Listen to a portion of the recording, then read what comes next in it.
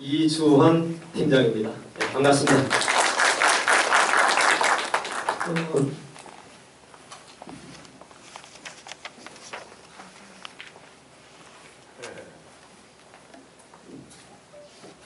제가 발표드릴 말씀은 역주행 방지 장치에 대한 고찰입니다.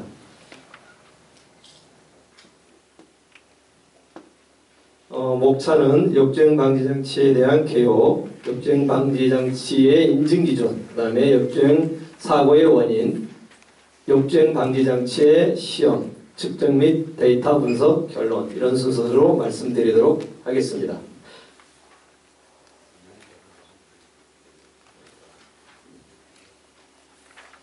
이제 역주행 방지 장치가 이번에 새로 안전인증 부품으로 들어오게 됐습니다. 이제 원래는 초기에 저희들이 안전인증 부품과 자율안전 확인 대상 부품들을 약 9개 정도를 이제 선정하게 됐는데, 그 초기에 계획했던 것은 아니었습니다. 이 역주행 방지 장치는. 그런데 이제 행안부에서 에스컬레이터의 역주행 사고가 빈발하고 또 그 부분에 대해서 안전을 확보해야 될 필요성이 있다 해서 긴급하게 저희들에게 이걸 인증품으로 좀 관리해달라. 그래서 안전을 좀 확보할 필요가 있다. 그런 이제 요청이 있었고, 그래서 저희들이 이걸 인증품으로 시험하고 인증하게 되게 되었습니다. 실제로 역주행 방지 장치를 전 세계적으로 인증을 하는 데는 없습니다. 그래서 저희들이 맨 처음에 최초로 이제 역주행 방지 장치에 대해서 인증을 하고 있다고 보면 맞겠습니다. 처음에 인증을 하다 보니까 어떻게 보면은 이 기존에 되어 있는 방법이나 툴을 따라가는 게 아니고, 실제로 이제 이 하나의 방법 절차들을 하나씩 개발해가면서 가야 되는 그런 좀 어려운 문제들이 있었습니다. 그래서 이번에 발표하는 내용은 저희가 시험을 하면서 생겼던 여러 가지 어떤 문제점들, 그리고 또 그 부분에 대해서 역주행 방지 장치가 인증 기준에 부합하기 위해서는 어떤 것들을 보완해야 되는지, 그리고 현장에서 실제로 이 역주행 방지 장치에 대한 시험과 절차는 어떻게 하는 게 정확하게 하는 건지 하는 부분들에 대해서 저희가 지금까지 해왔던 방식을 토대로 해서 말씀드리도록 하겠습니다. 역주행 방지 장치는 지금 이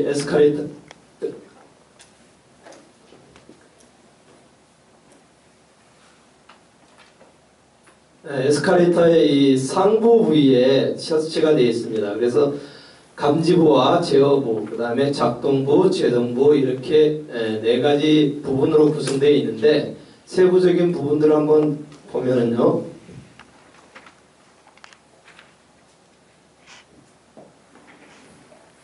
지금 이제 여기가 메인 스프라켓이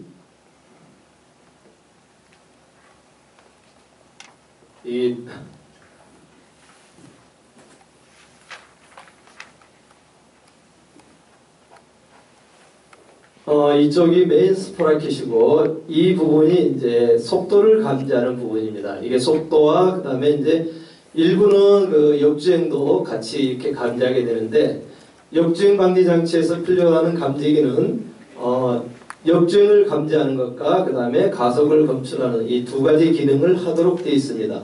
그래서 역주행이라고 하면 초기에 설정된 운전 방향이 바뀌는 순간에 그것을 감지해서 신호를 발생하는 거고요. 가속은 1.2배 이전에 가속을 검출해서 주 전원을 차단하게 됩니다. 그 다음에 1.4배를 초과하기 전에 보조 브레이크를 작동하도록 그렇게 규정되어 있습니다. 제어부라고 하면은 이제 이 감지기 신호가 들어온 입력부와 그 신호를 출력하는 부분으로 구성되어 있는데, 이 안전 회로 기판은 신호의 신뢰성을 보장해야 되기 때문에 인증 대상으로 하고 있습니다. 그 기판에서 나온 신호가 이 솔레노이드를 작동하게 되죠. 그러면 이 솔레노이드가 여기에 있는 평상시에는 이 전원이 들어가서 솔레노이드를 당기고 있습니다. 그러다가 전원이 나가게 되면은 신호가 들어오게 되면은 이쪽에 있는 스프링력에 의해서 이게 나가서 제동부에 제동을 하는 구조로 되어 있습니다. 제동부의 구조는 이제 구체적으로 보면은 여기에 있는 그 솔레노이드 부분이고요. 이쪽에 나오는 이제 폴이 여기 제동 블록을 이렇게 걸게 됩니다. 그러면서 제동하게 되는데 이 안에 세부적인 구조를 보면은 이렇게 브레이크 디스크가 3번이고요. 그 다음에 디스크 스프링 어셈블리가 6번에 있습니다. 실제로 이 제동부의 제동력을 결정하는 것은 이 디스크 스프링의 세팅치에 의해서 제동력이 결정되게 됩니다.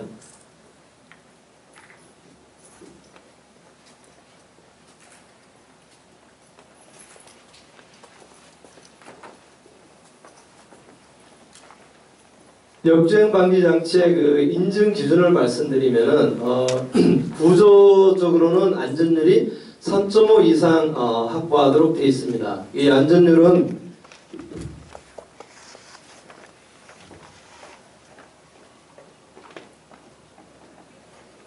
지금 이제 이 하부에 트러스 하부 쪽에 이제 부하량이 걸려 있다고 봤을 때 그 역주행 방지 장치가 100%의 부하를 싣고 아래로 내려갔을 때 작동해서 걸리는 그때 작용하는 힘을 이 제동력이 작동하는 부위의 그 힘이 안전율 3.5 이상을 이렇게 갖도록 그렇게 요구하고 있습니다. 그래서 이제 이런 부분들이 미리서 시뮬레이션 되고 이 자료들에 의해서 설계가 되어야만이 안전한 그런 제동력을 확보할 수 있다고 하겠습니다.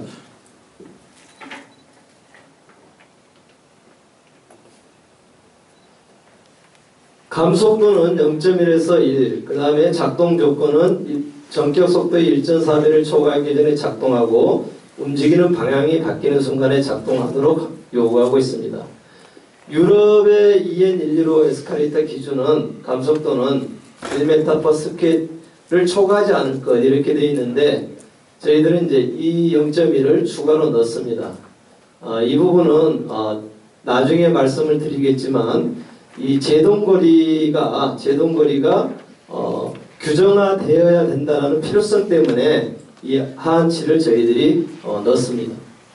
감지기는 이제 역주행 가속 감지, 그 다음에 독립적으로 설치해라 이런 기준이 이행 기준하고는 다릅니다. 동하중 성능은 100% 하중을 싣고 하강 역주행 및 가속을 할 때에 감속도가 0.1에서 1m/s 자생 이내에 서야 된다 이렇게 하고 있습니다.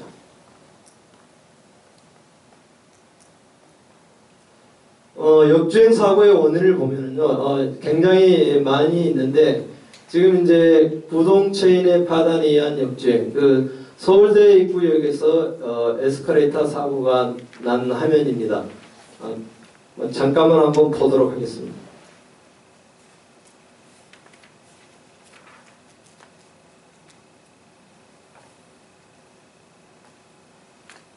작동을 안 한 것 같은데요. 예, 하여튼 서울대 입구역에서 에스컬레이터의 구동 체인이 끊어지면서 에스컬레이터가 역주행을 하면서 많은 사람이 다쳤습니다.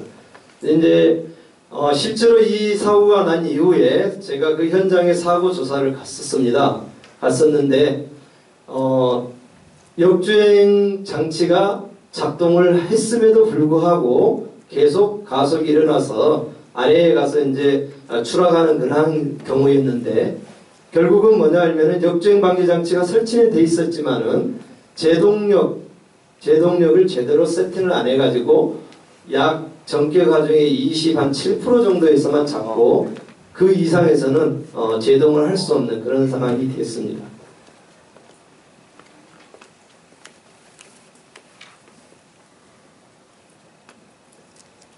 다음은 이제 감속기 파손으로 인한 역주행인데요. 이것은 최근에 있었던 야탐역에서 있었던 사고입니다. 그 감속기의 톱니바퀴가 만문이라고 되어 있는데 지금 이제 헬리컬 기어, 웜 헬리컬 방식의 기어인데 이건 사고 제품은 아닙니다. 이해를 돕기 위해서 이렇게 했는데 이 부분이 마모가 돼서 역주행이 발생한 경우입니다. 지금 이제 건상기 베이스 프레임이 파손되거나 축 이탈로 인한 역주행인데요. 이건 동대문역에서 있었던 에스카레이터 사고입니다. 이 에스카레이터 건상기의 베이스 프레임이 다 이게 찢어지는 그런 사고입니다. 그러면서 여기에 축이 탈락하는, 그러면서 역주행 사고가 일어난 경우입니다. 이것은 이제 에너지 효율 때문에 에너지를 세이빙하려는 목적으로 승객이 지나가지 않을 때는 에스카레이터를 저속 운전을 시키게 됩니다. 원래 전격 운전은 이제 0.5m/s, 근데 저속 운전을 하면 한 10m/s 정도로 하는데, 이 앞에는 이렇게 승객이 지나가는 것을 감지하는 포스트 빔이 있습니다. 만약에 이 저속 운전 상태에서 이 포스트 빔이 고장나게 되면은 기차나 아니면은 많은 승객이 내릴 때 여기에 탑승을 하게 되죠. 그러면 여기가 100%의 하중이 실리게 되고 속도는 저속 운전인 경우에 그랬을 때는 모터의 토크가 떨어져서 역주행이 일어나는 이런 경우도 있습니다. 물론 뭐 다른 여러 가지 역주행 사고들이 있는데 그런 역주행 사고가 일어났을 때 그 에스카레이터를 안전하게 세우는 게 역주행 방지 장치의 기능이라고 하겠습니다. 시험을 할 때는 그러면 어떻게 하느냐? 지금 이제 이 스텝에다가 분동을 싣습니다. 이 스텝의 폭이 1m라고 가정했을 때 두 사람이 양쪽에 쓴다고 봤을 때 120kg를 여기 싣는 거죠. 그래서 이 경사 구간의 스텝의 수가 몇 개인지 세워서 그 값을 120으로 곱해가지고 100% 하중으로 하고요. 대신 이제 움직여야 되기 때문에 전체 스텝에다가 100% 하중을 싣게 되면 움직일 공간이 없습니다. 그래서 전체 구간의 3분의 1 구간을 이쪽에 3분의 2 구간에 균등하게 싣는 그런 방식으로 해서 시험을 하게 됩니다. 그 시험 절차는 먼저 제동 토크가 제대로 세팅되는지 확인합니다.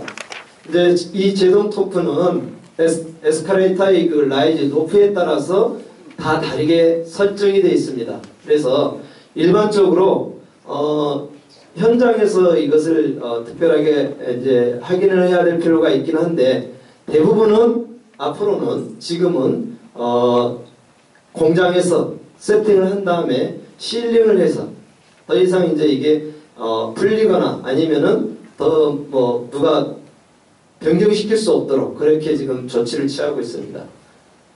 시험 하중을 적재하고요. 이 역주행 방지 장치를 시험할 때는 주 브레이크는 개방 상태를 유지해야 됩니다. 그리고 역주행이나 가속 운전의 상태를 유발시키는 거죠. 그랬을 때 보조 브레이크가 작동합니다. 그 작동할 때의 제동거리와 감속도는 이 장비를 이용해서 측정하게 됩니다. 이게 이제 주로 많이 쓰고 있는 에바 625 장비고요. 이건 센서고 센서를 고정하는 지그가 되겠습니다.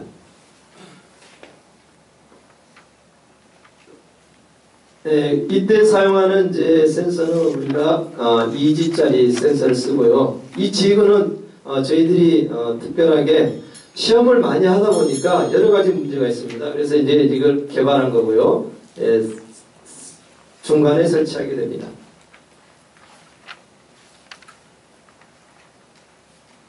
지금 중요한 것은 이 계측기를 이쪽 수평 구간에 놓으면 안 됩니다. 이 경사 구간에 놔야 되는데 이 수평 구간, 천지 구간을 이동하면서 진동이 튀죠. 외부 노이즈가 타게 됩니다. 그리고 아까 그 지그를 사용할 수밖에 없는 이유가 갑자기 큰 힘에 의해서 이게 잡히게 되면은 이 계측기 자체가 흔들리게 됩니다. 그래서 그런 부분들의 에러를 방지하기 위해서 지그를 사용하고 있고요. 분석을 할 때는 우리가 로페스 필터 4Hz를 사용한다는 것, 이것이 아주 중요한 사항이 되겠습니다. 그 분석에 필요한 유니트 값을 설정하는 건데요. 버티컬을 우리가 일반적으로 Z로 주는 게 아니라 이때는 S축 방향으로 해서 버티컬을 설정하고 악셀러레이션의 필터와 로페스 필터를 4Hz로 해서 분석하게 됩니다. 그때의 감속도 값은 최대값으로 디셀레이션 최대값으로 분수하게 되죠. 이때 작동 속도도 동시에 보게 됩니다. 결론적으로 말씀드려서 감지기의 기능 및 설치 상태가 독립적이고 견고하고 안전성을 확보해야 된다. 이게 무슨 의미냐 그러면은 저희들이 테스트를 하다가 큰 사고가 났습니다. 났는데 결국은 아래에 이제 내려가서 웨이트가 충돌하면서 에스컬레이터가 부서졌는데 이유는 뭐였냐 그러면은 이 스프라켓의 이 센서의 이치가 작업자가 작업을 하면서 살짝 건든 거예요. 그래서 이치가 벗어나다 보니까 결국은 감지를 못하고 갔다가 추락을 했는 거죠. 이 작업자들이 나중에 작업을 할 때에 굉장히 중요시 생각하고 봐야 될 사항이라고 봅니다. 안전으로 기반은 진동시험, 충격시험, 온도시험을 하도록 되어 있습니다. 이거는 진동시험 예고요. 그 다음에 측정 방법에 관한 겁니다. 이 부분은 부하 운반기구 측정 절차를 위한 측정을 위한 절차, 이것을 이제 반영해야 되는데, 이 방법이 어떤 사람들은 상부 승장 플레이트에서 타코메타를 이용해서 측정하는 경우도 있고 한데 지금 그런 부분들이 안 맞는 거죠. 그 다음에 수평 구간에 계측기를 올려놓고 측정하는 것도 맞지 않습니다. 그리고 그거 자체를 올려놓고 하는 것도 문제가 있기 때문에 지그를 사용해야 된다. 이런 것들을 제한하게 됩니다. 제동거리에 대한 규정이 EN에는 없습니다. 하지만 서울대역 경우를 봤을 때는 이게 작동한다 하더라도 결국은 끝까지 미끄러져가는 그런 어려운 위험사항이 발생하기 때문에 저희들은 이렇게 정적 속도별로 제동거리를 규정하고 이것을 관리하고 있습니다.